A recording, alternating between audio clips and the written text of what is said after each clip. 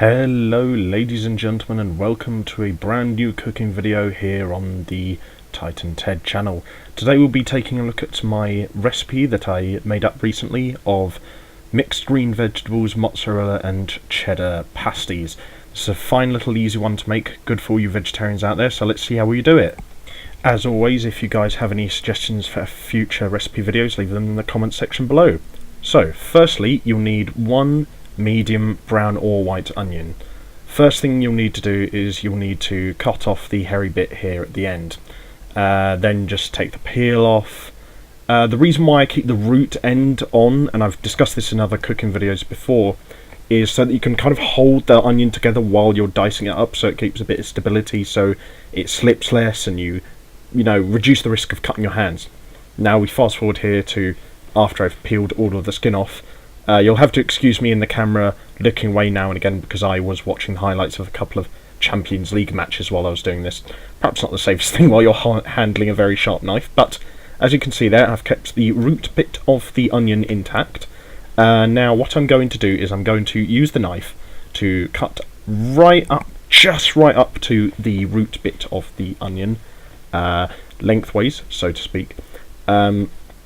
Just so that while the onion is being cut, I can keep it stable and not slip all over the place, and so when it's sliced up a bit there, you can see it's in kind of a flower sort of motif / sort of shape to a certain degree.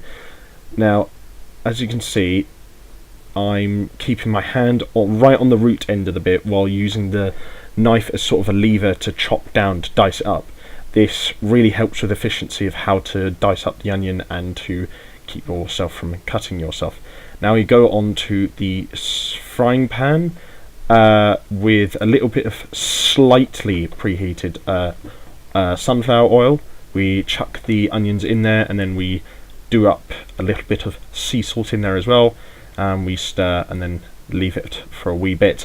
Around this time I would also start preheating the oven to a fan force of about 200 to 220 degrees Celsius, just so that when it comes time to put the pasties in the oven, the oven's nice and hot and all ready and good.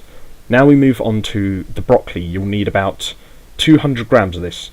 I've gone for thin stem broccoli and I've pre-washed it, dried it, and then pretty simply just get it all on pinned to one big bunch and just chop it up. Really, it's not as complicated as the onions, so take that as you will. Then we move on to putting the broccoli into the frying pan. Pretty simple. Keep your hands well clear of the frying pan so not as to burn yourself, so to speak, for those of you who are not necessarily into that sort of thing. And when you're stirring it around, try to keep the vegetable as much into the base of the pan as possible, so that none of it gets burnt or stuck to the sides. Now we move on to prepping the pastry. Now for this recipe I've gone for a roll of about 100 to 150 grams of puff pastry. I could have gone for filo pastry, but I decided puff pastry would be more appropriate because a lot of the vegetables that I use in this recipe have quite a bit of moisture in it, and I figured the pastry in this pre-made puff pastry roll would be able to handle the level of moisture involved in that to a higher degree. We have gotten pre-rolled and pre-made puff pastry here. It just makes things just generally a little bit easier and quicker. Although there are quite a few decent puff pastry recipes out there. I think there's a couple of decent ones on BBC Good Food. Now what we're going to do at first is we're just going to roll the pastry out halfway, as you can see here, because we've only got two sort of smallish sized baking trays that we've already pre-lined with baking proof paper, as you can see how I did it in the video just a moment ago. So we cut off the first half of the puff pastry as one big square.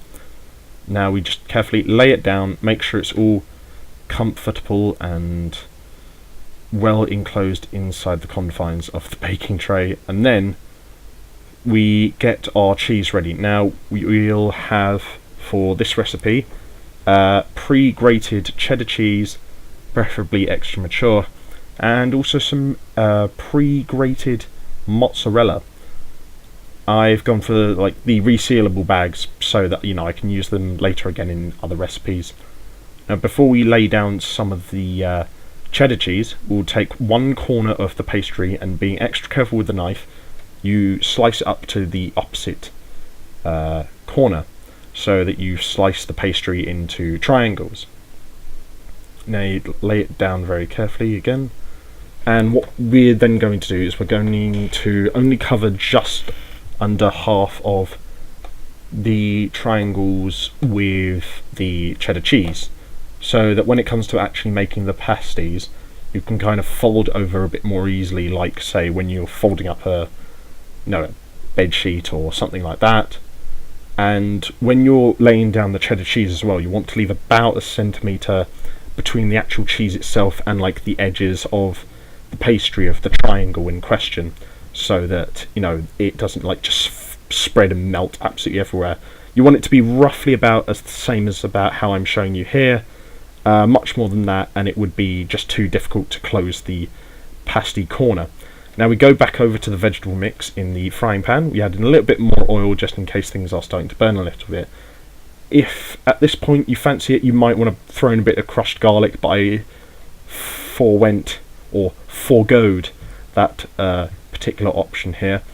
And now that the onions and broccoli have softened a bit, I decided to chuck in a bit more seasoning, a little bit of salt, a healthy dose of oregano, about about 3 or 4 teaspoons of dried oregano, and then about half as much of dried thyme. Just stir it around, and the reason why I waited until the vegetables were a little bit softened to chuck in the seasoning is so that the flavours could get more mixed into the actual vegetables themselves. Now then, what I want to do is get up to a dozen of like these cubes of like shredded frozen spinach, and you chuck them in there, mix them around, and like regularly while you're doing the other tasks, you want to go back and stir it until the spinach is nicely melted into the rest of the other bits of the vegetable mix. Now, as you can see here, now that all of the vegetables are mixed together and the spinach is all melted, we take it and we spoon it carefully and evenly into the pasties that have been pre-prepared beforehand. Now we go into the mozzarella cheese, and similarly to the cheddar beforehand, we lay it out on top in like a triangle formation with a healthy amount, unhealthy rather I should say. Cheese isn't necessarily the most healthiest thing in the world, but a generous amount, so to speak, while leaving a little bit of space at the side so that like the cheese just doesn't fall over the place and melts all everywhere and it gets all messy and unnecessary.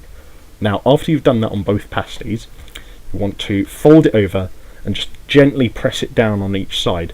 Not too lightly, but just with enough force that it encloses up the 2 open lanes and sides, or edges rather, of the triangle. And just it might be a little bit tricky depending on how much you filled it up. As you can see here, I probably filled up the pasty just a little bit too much, and so that's the reason why I'm taking so long to fill up the pasty in the video here.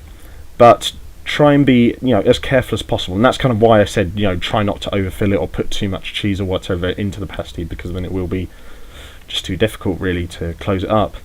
Now, after you've done as best as possible to close up the pasty, you want to get some egg wash. I've just beaten up a single egg here. Get some greaseproof paper, use it as a brush, just spread it on top, and this is so that there's a nice sort of glaze to the pasties when you put them in the oven. And to add to this a little bit, I add on a decent amount, although not too much, of desiccated dried chili flakes. This is just to give a bit of heartiness to the pasties and to the pastry itself, because it hasn't got much flavouring on it aside from the beaten up egg wash. Then after that, you want to put the pasties into the oven and cook them in there, as I said earlier, about 200 to 200 degrees Celsius fan forced for about 15 to 30 minutes, preferably in the higher end of that spectrum, and then take them out when they look like this, nice and golden but not too burnt. I'll leave the links to my other social media platforms and YouTube channels in the video descriptions below. Thank you guys for following this recipe video. Leave a like, comment, share and subscribe, and if you have any other suggestions for food or recipe videos in the future, leave them in the comments section below as well. And until next time, I'll see you guys in the kitchen. I've been Ted. Bye bye for now.